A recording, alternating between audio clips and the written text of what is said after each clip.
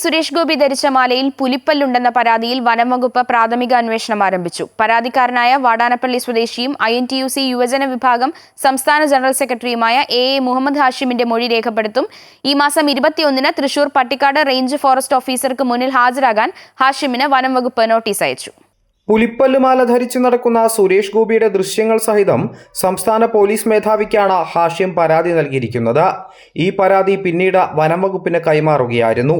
സുരേഷ് ഗോപി ചെയ്തത് വന്യജീവി സംരക്ഷണ നിയമത്തിന്റെ ലംഘനമാണെന്ന് പരാതിയിൽ ആരോപിക്കുന്നു. പുലിപ്പല്ലുമാല എങ്ങനെ ലഭിച്ചെന്ന് സുരേഷ് ഗോപി വ്യക്തമാക്കണമെന്നും നിയമം സംരക്ഷിക്കാൻ സത്യപ്രതിജ്ഞ ചെയ്ത അധികാരമേറ്റ സുരേഷ് ഗോപിയുടെ നിയമലംഘനം ഭരണഘടനാ ലംഘനവും ഗുരുതരമായ കൃത്യവിലോപവുമാണെന്നും പരാതിക്കാരൻ ആരോപിച്ചിരുന്നു. വനം വന്യജീവി സംരക്ഷണ നിയമപ്രകാരം ഷെഡ്യൂൾ 1-ൽ 2-ാം വിഭാഗത്തിലാണ് പുലി ഉൾപ്പെട്ടിട്ടുള്ളത്. പാരമ്പര്യമായി കൈമാറി ലഭിച്ചതാണെങ്കിലും പുലിപ്പല്ല് സംരക്ഷിക്കാൻ പാടില്ല എന്നാണ് നിയമം. അമൃത ന്യൂസ്, തൃശൂർ.